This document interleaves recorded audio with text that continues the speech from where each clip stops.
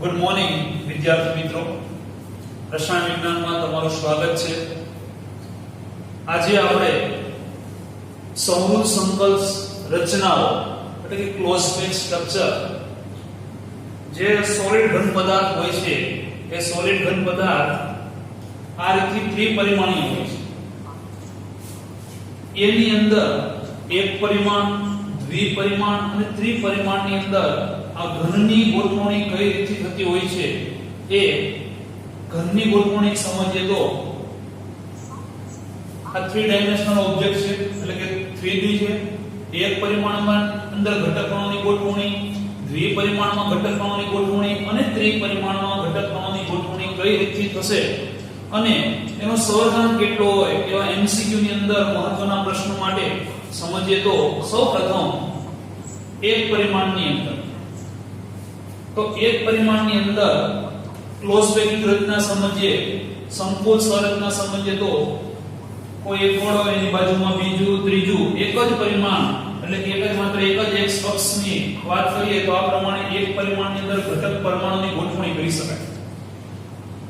વાત કરીએ સવર્ગાંક કોને કહેવાય તો જે ઘટક પરમાણુ આજુબાજુમાં જેટલા ગોળાના સંપર્કમાં છે એનો સવર્ગાંક।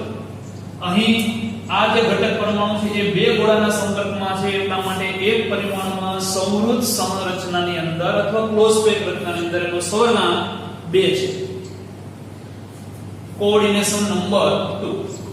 હવે વાત કરીએ દ્વિપરિમાણની અંદર ગોઠવણી, તો દ્વિપરિમાણની અંદર ગોઠવણીની વાત કરીએ તો બે પ્રકારની સંરચના સમજી શકાય।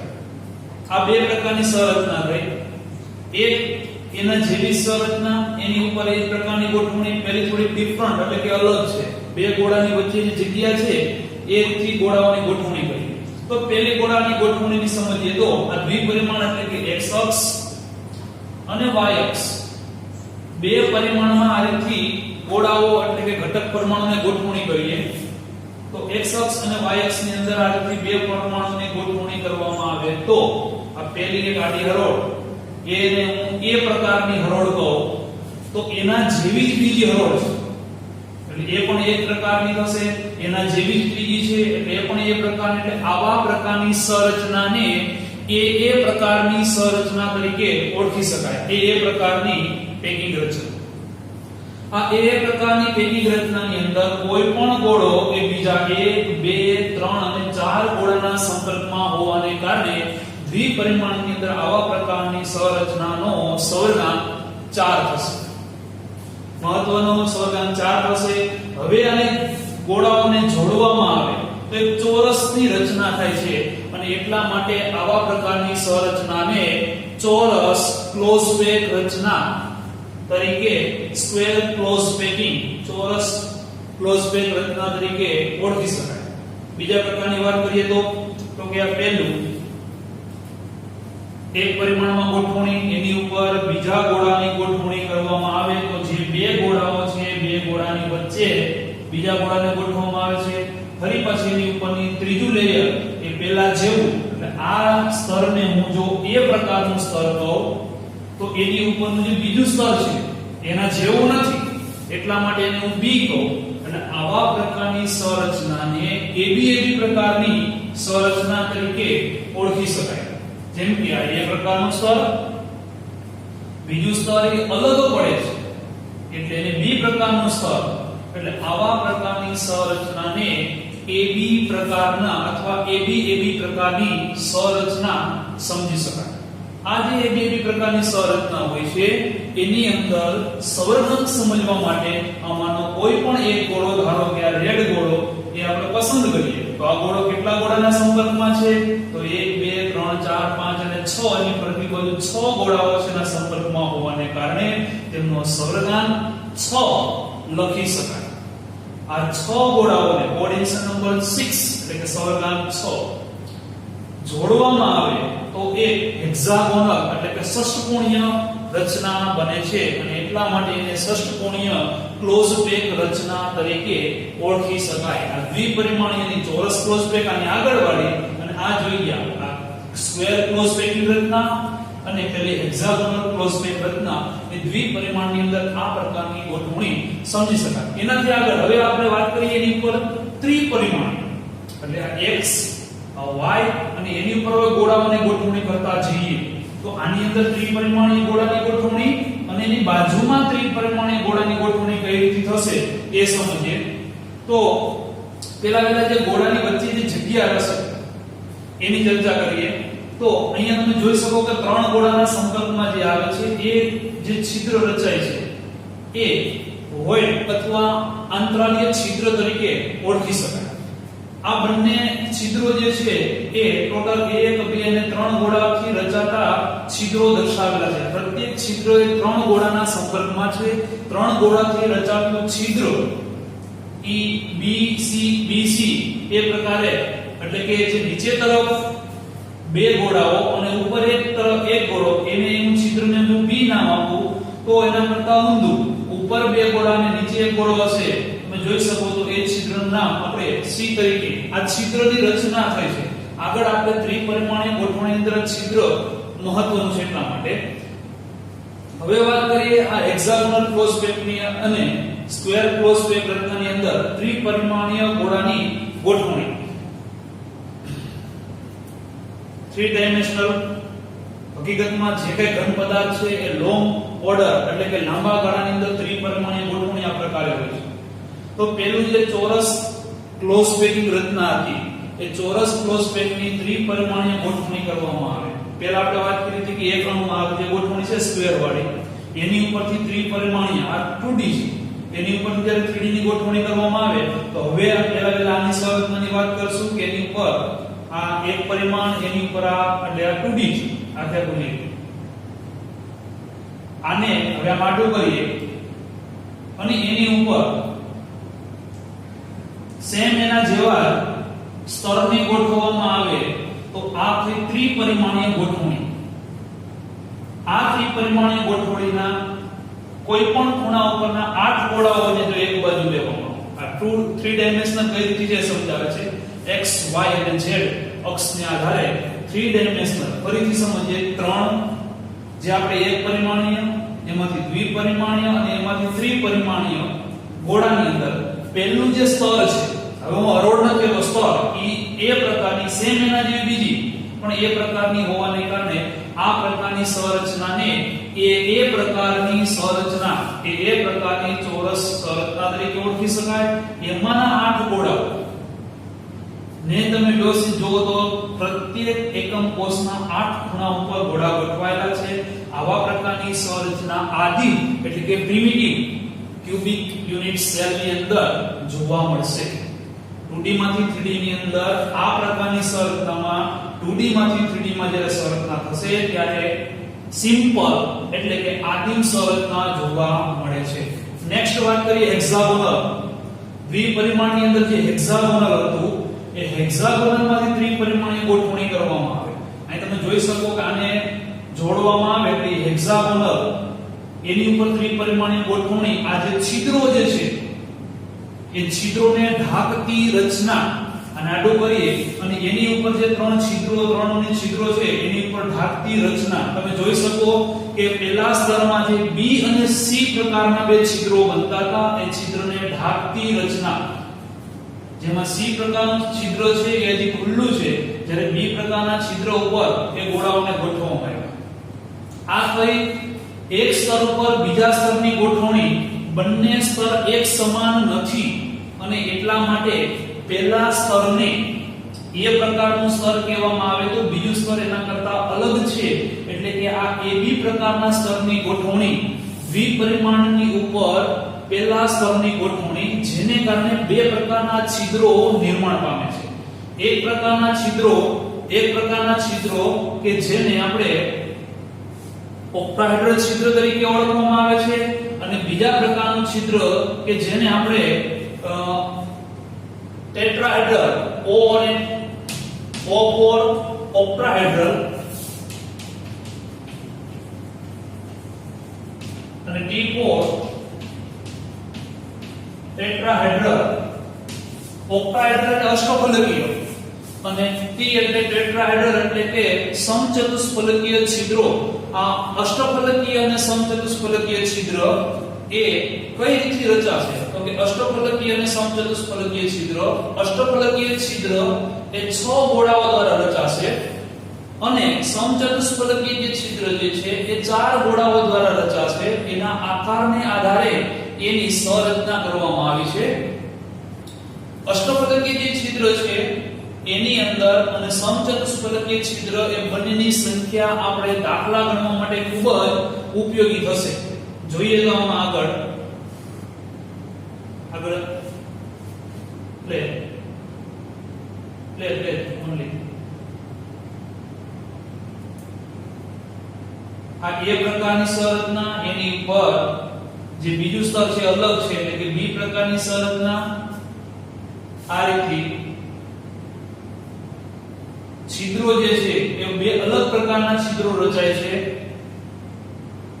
ઓકે પુશ આ તમે જોઈ શકો કે ટી એટલે તો કે ટેટ્રાહેડ્રલ છિદ્ર કઈ રીતે રચાય છે. તો કોઈ પણ એક ટેટ્રાહેડ્રલ છિદ્રની ચર્ચા કરીએ તો ટેટ્રાહેડ્રલ છિદ્રની અંદર ઉપરના નીચેના જે ગોળાઓ અને ઉપરના ગોળાઓ આધારે સમજીએ તો અહીંયા દાખલા તરીકે નીચે એક ગોળો છે અને એની ઉપર 3 ગોળાઓ એટલે 3 ગોળાઓ એની ઉપર એક ગોળો એટલે કુલ 4 ગોળાઓથી એનો આકાર સમચતુષ્ફલકીય બને છે અને એની વચ્ચે જે છિદ્ર રચાય છે એને આપણે સમચતુષ્ફલકીય છિદ્ર તરીકે ઓળખી શકાય, જેને અંગ્રેજીમાં ટેટ્રાહેડ્રલ. એટલા માટે આમાં જેટલા પણ ટી લખેલા છે એ પ્રકારના છિદ્ર એ સમચતુષ્ફલકીય પ્રકારના છિદ્રો થશે. જ્યારે ઓ એટલે કે નીચે 3 ગોળાઓ અને ઉપર 3 ગોળાઓ.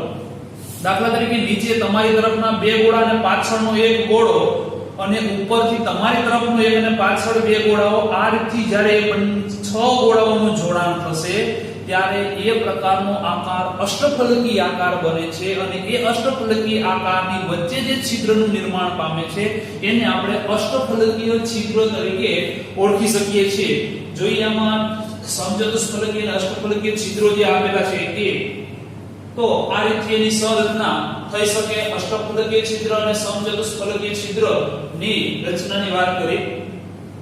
એનાથી આગળ વધીએ તો જ્યારે હવે ત્રિપરિમાણીય ગોઠવણીની વાત હોય તો ત્રિપરિમાણીય ગોઠવણીની અંદર આપણે આ પ્રકારની ત્રિપરિમાણમાંથી આદિમ પ્રકારનો એકમ કોષ અને આ પ્રકારની ત્રિપરિમાણમાંથી આપણે હેક્સાગોનલની અંદર એક સ્તરની ગોઠવણી કરી. હવે એક સ્તર ઉપર જ્યારે બીજું સ્તર ગોઠવવાનું થાય, આ પહેલું સ્તર આપવાનું જે આપણે ગોઠવ્યું એ એક પરિમાણ, એમાંથી આપવા બી પરિમાણ એટલે આ હરોળ અને આ સ્તર. હવે એ સ્તરને આપણે આડું કરી અને એની ઉપર જ્યારે ગોઠવણી કરતા જઈએ છીએ બીજું સ્તર અને એની ઉપર જ્યારે ત્રીજું સ્તરની ગોઠવણી કરવાની થશે. આ સ્તરની ઉપરથી બીજું સ્તર, આ એક સ્તર, એની ઉપર આ બીજું સ્તર, આ સ્તરને એ સ્તર અને એની ઉપરનું બીજું સ્તર બી સ્તર.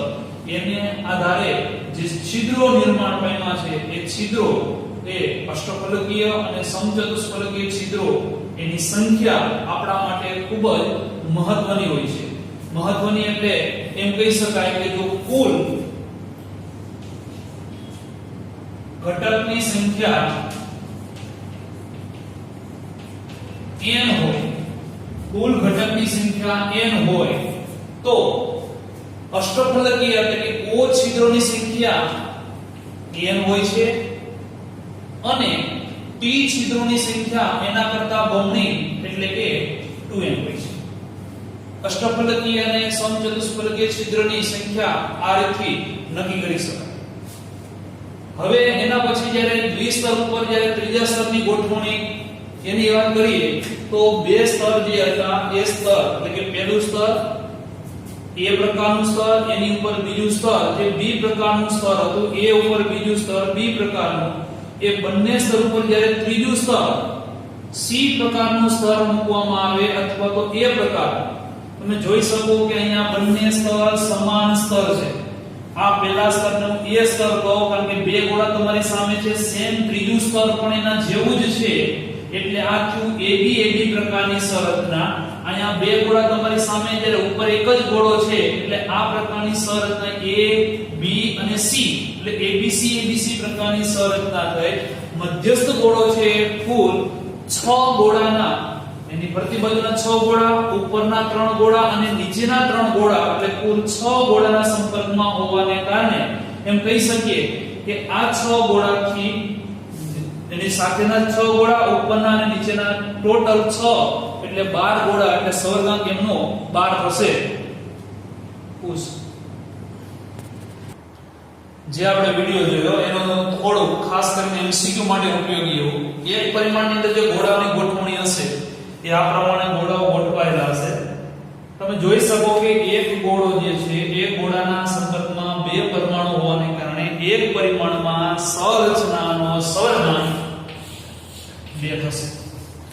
એક પરિમાણમાંથી દ્વિપરિમાણ બે પ્રકારની શક્યતા સેમ આના જેવી જ હરોળ એટલે કે પહેલી લાઈનને હું A કહું તો સેમ એના જેવી એ પણ એના જેવી એટલે એ પ્રકારની સંરચના ગોઠવણી થાય તો એક ગોળો બીજા 4 ગોળાના સંપર્કમાં હોવાને કારણે સવર્ગાંક 4 થશે અને આ 4 ગોળાને જોડવાથી એની રચનાને ચોરસ ક્લોઝ પેક રચના તરીકે ઓળખી શકાય. પણ એક પરિમાણમાં આ પ્રકારે એની ઉપર દ્વિપરિમાણની રચના કરવાની જગ્યાએ આ બે ગોળાની વચ્ચે જે જગ્યા છે એની ઉપર આપણું સ્તર ગોઠવવામાં આવે તો બીજા પ્રકારના ગોળાની ગોઠવણીનું સ્તર મળશે. એ કોઈ પણ ગોળો કે અથવા કોઈ પણ ઘટક પરમાણુ બીજા 6 ઘટક પરમાણુના સંપર્કમાં હોવાને કારણે એનો સવર્ગાંક 6 થશે. આ ઘટક પરમાણુને જોડતા એનો આકાર ષષ્ઠકોણીય રચના હોવાને કારણે એને ષષ્ઠકોણીય ક્લોઝ પેક રચના તરીકે ઓળખી શકાય. આ વાત છે બંને દ્વિપરિમાણીય એટલે દ્વિપરિમાણમાંથી ત્રિપરિમાણીય ગોઠવણી માટે આની ઉપર આના જેવું જ બીજું સેમ સ્તર એ પ્રકારનું સ્તરની ગોઠવણી કરવામાં આવે તો એવા પ્રકારની સંરચના આદિમ સંરચના જેવી મળે છે અને એનો સવર્ગાંક 6. કઈ રીતે 6 સમજી શકાય એવું છે કે આ 4 ગોળાના સંપર્કમાં છે એ આની ઉપર એના જેવું સ્તર આ ગોળાની ઉપર એક ગોળો અને આ ગોળાની પાછળ એક ગોળો હશે એટલે કુલ 6 ગોળાના સંપર્કમાં હોવાને કારણે એનો સવર્ગાંક 6 હશે. જ્યારે આ બાજુ તો કે આ બાજુ ષષ્ઠકોણીય ક્લોઝ પેકની ઉપર બીજા સ્તરની ગોઠવણી કરવામાં આવે તો બે પ્રકારના છિદ્રો નિર્માણ પામે છે અને એ બે છિદ્રોને આધારે દાખલા ગણવા માટે ખૂબ જ ઉપયોગી થશે. બે પ્રકારના છિદ્રો, એક છિદ્ર અષ્ટફલકીય છિદ્ર કે જેને O વડે દર્શાવીએ છીએ અને બીજું સમચતુષ્ફલકીય છિદ્ર જેને આપણે ટેટ્રાહેડ્રલ કે T વડે દર્શાવીએ છીએ. ધારો કે જો ગોળાની અંદર સંરચનામાં ભાગ લેતા ધારો કે ગોળાની સંખ્યા n હોય, સંરચનામાં ભાગ લેતા ઘટક પરમાણુ n હોય તો અષ્ટફલકીય છિદ્રની સંખ્યા પણ એના જેટલી એટલે કે n મળે. જ્યારે એના કરતા બમણા છિદ્રો સમચતુષ્ફલકીયના હોય છે. આ મહત્વનું છે, દાખલા માટે ખૂબ જ ઉપયોગી અને નીટ અને જીવ માટે પણ એટલું જ ઉપયોગી કે સંરચનામાં ભાગ લેતા ઘટક પરમાણુની સંખ્યા n હોય તો એના જેટલા જ અષ્ટફલકીય છિદ્ર નિર્માણ પામે અને એના કરતા બમણા સમચતુષ્ફલકીય છિદ્રોનું નિર્માણ થશે. અહીંયા દ્વિસ્તર પહેલા સ્તર ઉપર બીજા સ્તરની ગોઠવણીથી આવા છિદ્રો નિર્માણ પામે છે અને એની ઉપર ત્રીજું સ્તર મૂકવામાં આવે તો બે પ્રકારની શક્યતાઓ બને. પહેલું સ્તર જેને હું A સ્તર કહું એના કરતા થોડુંક અલગ બીજું સ્તર એ B સ્તર, ફરી પાછું ત્રીજું સ્તર પહેલા સ્તર જેવું જ હોય તો AB પ્રકારની સંરચના થશે અને એ HCP અથવા CCP પ્રકારની સંરચનાનું નિર્માણ કરે છે જેના ઉદાહરણ મેંગેનીઝ અને ઝિંક છે. જ્યારે પહેલું સ્તર એના કરતા અલગ બીજું સ્તર અને એના કરતા પણ ત્રીજું સ્તર અલગ હોય તો ABC પ્રકારની સંરચનાનું નિર્માણ કરે છે જેના ઉદાહરણ કોપર, સિલ્વર અને Fe FCC પ્રકારની સંરચનાનું નિર્માણ કરે. આ બંને પ્રકારની સંરચના AB પ્રકારની સંરચના હોય તો ABC પ્રકારની સંરચના હોય એનો સવર્ગાંક 12 હોય છે. કઈ રીતે તો કે એક તો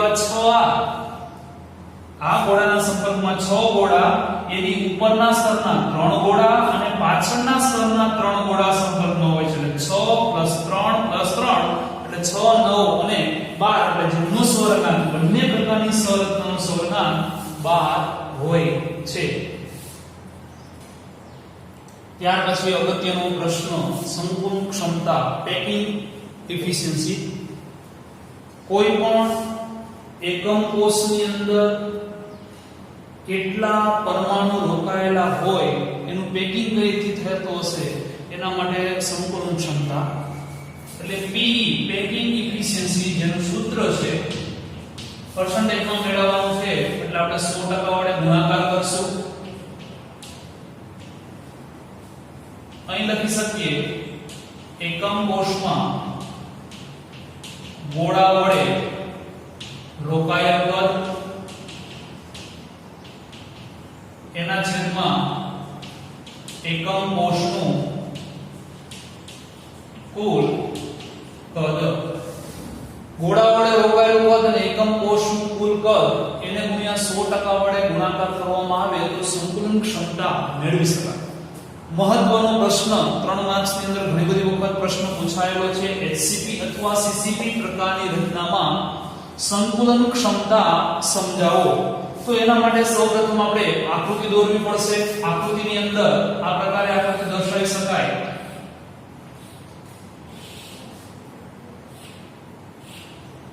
આવો આપણે કોઈ એકમ કોષ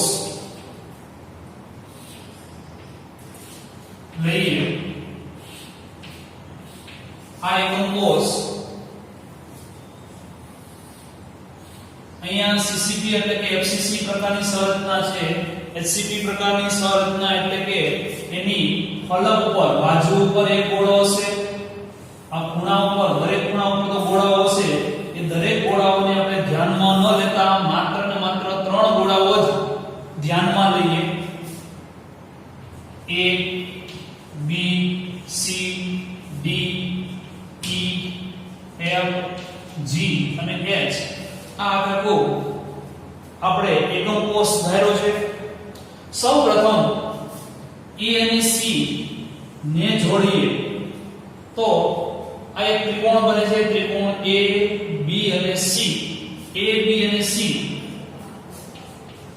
એકમ કોષની બે એટલે એકમ કોષની ધાર કે જેનું અંતર આપણે A તરીકે ઓળખીએ તો એનું કુલ કદ લંબાઈ પહોળાઈ અને ઊંચાઈ સમઘન છે. એટલે સમઘનની અંદર લંબાઈ પહોળાઈ અને ઊંચાઈ સમાન હોય એટલે A ગુણ્યા A ગુણ્યા A એટલે આપણે A ઘન તરીકે લખી શકીએ. તો આનું વર્ણન આ પ્રમાણે લખી શકીએ. સમઘન એકમ કોષ કે જેની બાજુ A છે જેથી સમઘન એકમ કોષનું કુલ કદ કેટલું થશે તો કે A ગુણ્યા A ગુણ્યા A એટલે A ઘન. આ પણ A ઘન, આ પણ A થશે, BC પણ A થશે અને AB પણ A થશે. અહીંયા જે ગોળાઓ લીધેલા છે એ ઘટક ગોળાઓ કે જેમની ત્રિજ્યા r છે એટલે લખી શકાય ગોળાની ત્રિજ્યા r હોવાથી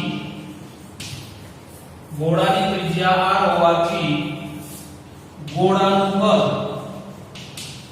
તમને ખ્યાલ છે કે ગોળા માટેનું કદ 4/3 pi r ક્યુબ હશે.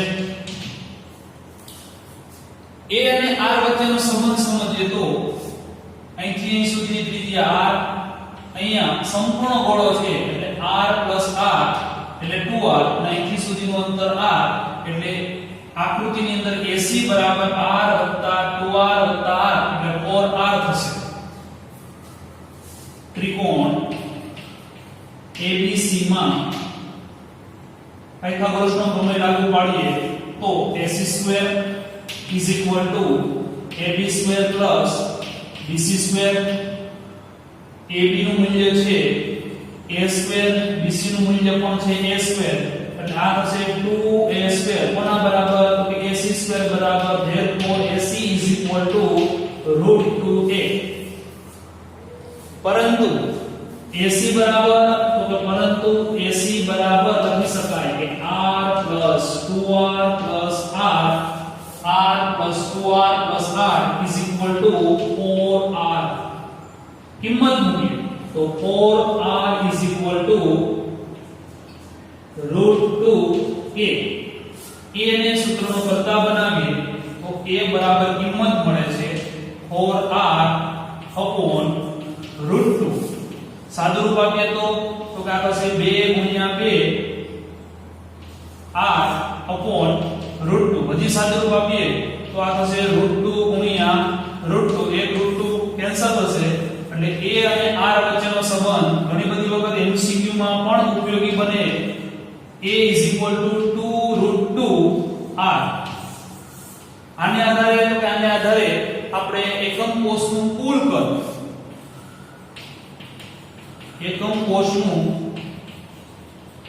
કદ એ ઘન બરાબર મેળવીએ તો 2√2r એનો ઘન 2 નો ઘન એટલે 8 √2 નો ઘન એટલે √2 ગુણ્યા √2 ગુણ્યા √2 બે વખત √2 નો ગુણાકાર એટલે 2 એને ગુણ્યા √2 r ઘન 4 ગુણ્યા 2 8 ગુણ્યા 2 એટલે થશે 16 √2 r ઘન. આ મેળવ્યું કુલ કદ. હવે સમજીએ HCP અથવા FCC હોય તો એકમ કોષમાં રોકાયેલા ગોળાઓની સંખ્યા કુલ કેટલી હશે તો કે 4. આપણે આગળ પણ સમજી હતા કે આદિમ હોય તો ગોળાઓની સંખ્યા 1, FCC હોય તો 8 પરમાણુ ઉપર 1 અષ્ટમાંશ ગુણ્યા 8 એટલે 1 અને ફલક પર એટલે કે બાજુ ઉપરના 6 ફલક ગુણ્યા 1 દ્વિતીયાંશ એટલે 3 વત્તા 1 એટલે ટોટલ 4. એટલે P પેકિંગ એફિશિયન્સી આ પ્રમાણે ગણતરી કરી શકાય. રોકાયેલા ગોળાઓની સંખ્યા 4, એક ગોળાનું કદ 4/3 pi r3 એના છેદમાં એકમ કોષનું કુલ કદ 16 √2 r ઘન એને ગુણ્યા 100%. r ઘન કેન્સલ થશે 4 ગુણ્યા 4 16 પણ કેન્સલ થશે. આ છેદમાં આવશે એટલે pi/3 √2 એને ગુણ્યા 100%. જો ગુણાકાર અને ભાગાકાર કરવામાં આવે તો 74% 74% પેકિંગ એફિશિયન્સી છે. ઘણી વખત આના કરતા ઉલટું પ્રશ્નમાં પૂછે છે કે HCP અથવા CCP ની અંદર અવકાશ એટલે ખાલી જગ્યા કેટલી તો 100 માંથી 74 બાદ કરીએ એટલે 26% એમાં શું હશે અવકાશ એટલે કે ખાલી જગ્યા હશે. ત્યારબાદ BCC એટલે કે અંતઃકેન્દ્રીય સંરચનાની અંદર સંકલન ક્ષમતા સમજાવો એવા પ્રકારનો જો પ્રશ્ન પૂછાય તો એના માટેનો આવે એક સમઘન. BCC એટલે કે અંતઃકેન્દ્રીય કે જેના સેન્ટરની અંદર એક પરમાણુ હશે અને 8 ખૂણા ઉપર ઘટક પરમાણુ ગોઠવાયેલા હશે તો એની અંદર એક સમઘનની અંદર ધારો કે આ સમઘન છે તો સમઘન કે જેની બાજુનું માપ a લઈએ તો સેમ એ પ્રમાણે આગળ આપણે ચર્ચા કરી એ પ્રમાણે કે સમઘન ની બાજુનું માપ a હોવાથી સમઘનનું કુલ કદ સમઘન હોવાને કારણે a ગુણ્યા a એટલે a ઘન થશે. હવે આપણે કુલ કદ મેળવવા માટે a અને r વચ્ચેનો સંબંધ જોવો પડે તો a અને c ને જોડીએ તો a અને c નું ડાયરેક્ટ મૂલ્ય નહીં મળે. સૌપ્રથમ આપણે નીચેનો એક ત્રિકોણ સમજીએ. નીચેનો ત્રિકોણ EDF ત્રિકોણ EFD માં ત્રિકોણ EFD ની અંદર કર્ણ કોણ થશે તો કે આ બંને 90 ડિગ્રી છે એટલે FD કર્ણ થશે એટલે FD square is equal to EF square plus ED square. મૂલ્યની વાત કરીએ તો બાજુ a એટલે આ બાજુનું માપ પણ a થશે એટલે a square plus a square એટલે લખી શકાય 2a square. કોના બરાબર થશે તો કે FD square બરાબર 2a square. હવે બરાબર સમજે તો આ જે છે એ હવે આ ત્રિકોણની વાત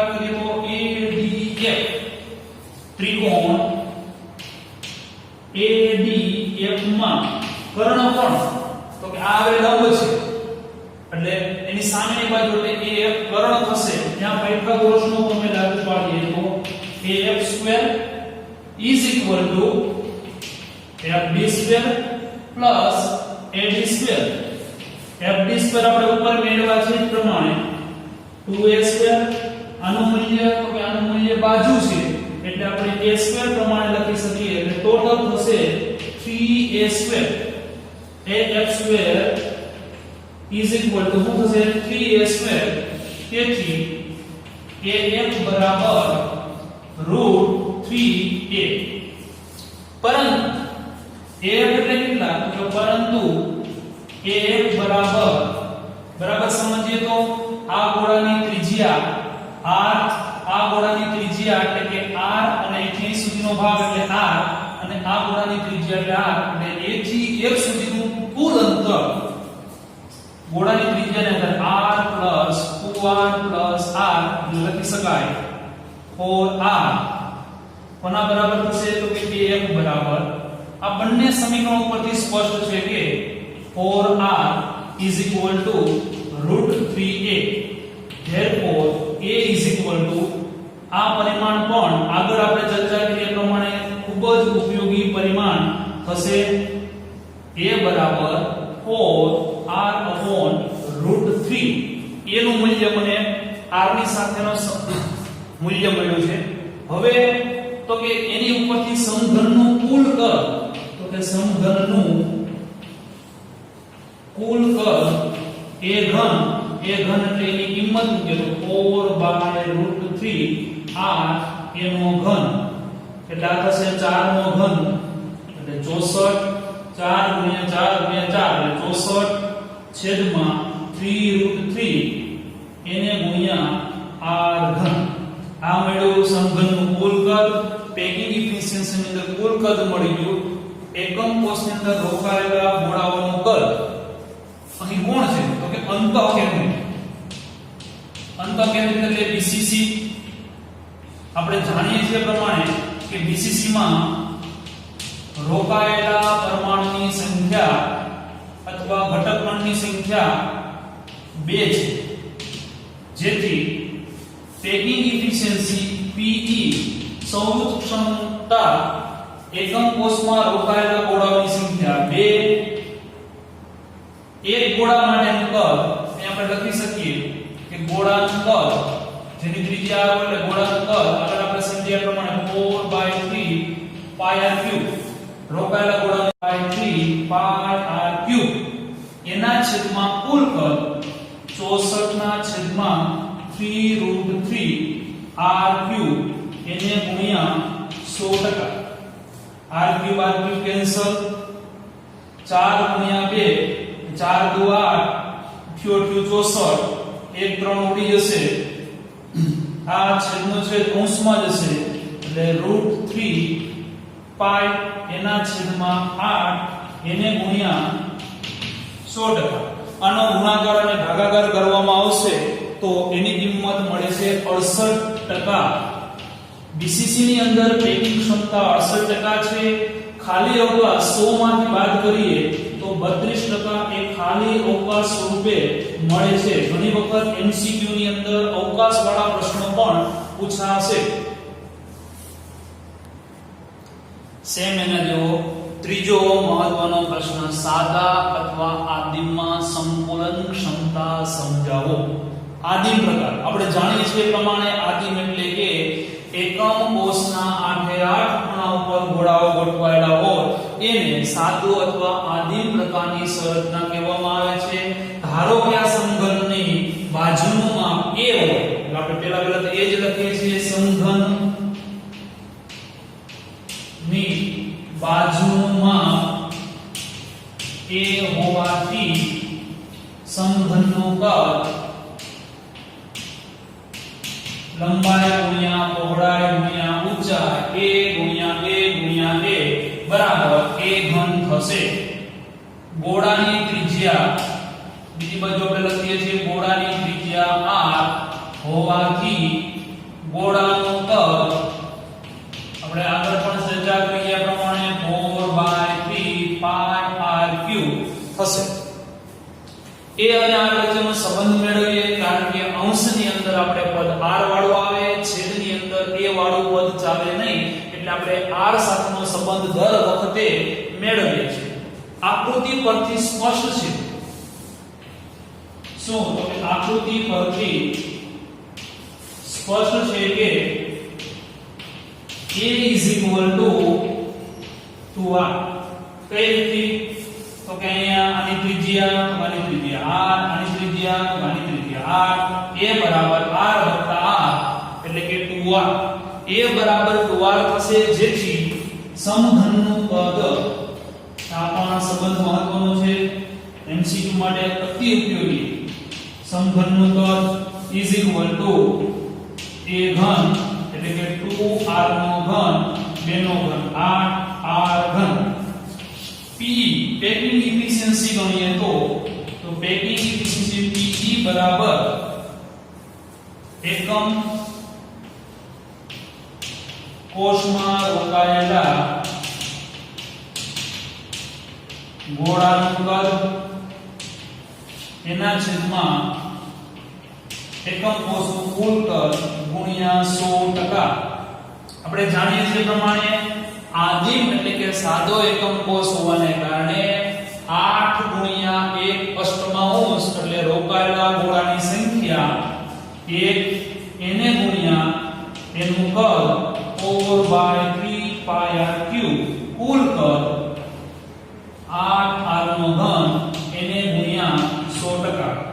r ઘન કેન્સલ, અહીંયા પણ 4 2 8 આ છેદમાં આવે π/6 એને ગુણ્યા 100% ગુણાકાર અને ભાગાકાર કરવામાં આવે તો જવાબ મળશે 52%। આદિમ પ્રકારની સંરચનાની ગોઠવણી કરવામાં આવે તો એકમ કોષમાં રોકાયેલું કદ, પેકિંગ એફિશિયન્સી, સૌરુદ્ધ ક્ષમતા, સૌરુદ્ધ સંકુલ ક્ષમતા 52% થશે। અવકાશ વાળો જો પ્રશ્ન પૂછાય તો એમાં ખાલી અવકાશ 48% અવકાશ જોવા મળે છે। એકમ કોષની અંદર પેકિંગ ક્ષમતા સમજ્યા પછી એકમ કોષની અંદર ઘનતા, તો ઘનતા માટે ઘનતા D બરાબર આપણે જાણીએ છીએ, ઘનતા D બરાબર દળના છેદમાં કદ। તો એકમ કોષનું કુલ કદ, એકમ કોષનું કુલ કદ એ ઘન છે, એટલે કદની જગ્યાએ આપણે એ ઘન મૂકી શકીએ। દળ માટે વાત કરીએ તો એકમ કોષમાં રોકાયેલા પરમાણુની સંખ્યા કેવા પ્રકારનો એકમ કોષ છે એના આધારે હશે, તો એને હું Z તરીકે વ્યાખ્યાયિત કરું અને પરમાણુનું દળ જો મને સ્મોલ m તરીકે લખું તો આ પ્રકારનું સૂત્ર D Z ગુણ્યા સ્મોલ m અપોન a ઘન તરીકે લખી શકાય।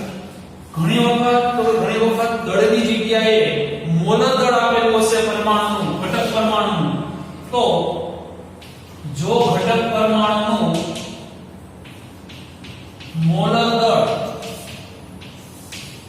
કેપિટલ M તથા ઘટક પરમાણુની સંખ્યા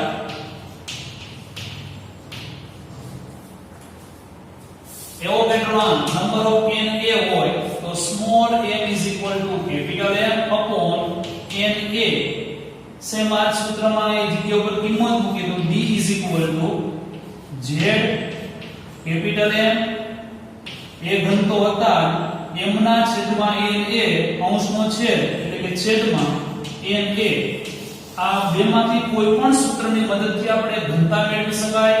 આની અંદર 1 2 3 4 અને 5 એમાંથી કોઈ પણ 4 ની કિંમત આપેલી હશે અને પાંચમી વસ્તુ મેળવવાની થશે। આમાં કોઈ પણ 3 ની કિંમત આપેલી હશે અને ચોથી વસ્તુ મેળવવાની થશે। બરાબર સમજી લઈએ। d એટલે ઘનતા દર્શાવે છે, z એટલે એકમ કોષમાં રોકાયેલા પરમાણુની સંખ્યા દર્શાવે છે। આદિમની અંદર પરમાણુની સંખ્યા 1 છે। FCC એટલે કે ફલક કેન્દ્રિતની અંદર આઠ ખૂણા ઉપરનું 1, ફલક ઉપરના 3 એટલે ટોટલ 4 થશે। જ્યારે બોડી સેન્ટર એટલે કે અંતઃકેન્દ્રિત ની અંદર આઠે આઠ ખૂણા ઉપરનું 1 અને બોડી સેન્ટર નું એટલે 1 + 1 = 2 એટલે z એટલે અલગ અલગ કેવા પ્રકારની શરતને આપી એના આધારે z ની કિંમત એમ એ એનું મોલર દળ a ઘન એ એકમ કોષનું કુલ કદ દર્શાવે છે. ઘણી વખત a ના આપેલું હોય અને પરમાણિક ત્રિજ્યા આપેલી હોય તો આગળ આપણે જેટલી પણ સંકુલન ક્ષમતા જોઈ ગયા છે એની અંદર a અને r વચ્ચેના સંબંધ ઉપરથી a મેળવી Na નંબર ઓફ એવોગેડ્રો સંખ્યાને આધારે ગણતરી કરી અને ઘનતા મેળવી શકાય છે. ખાસ મહત્વનું આ ઘણી બધી વખત નીટ અને જી ની અંદર વારંવાર આના પ્રશ્નો પણ હોય જ છે.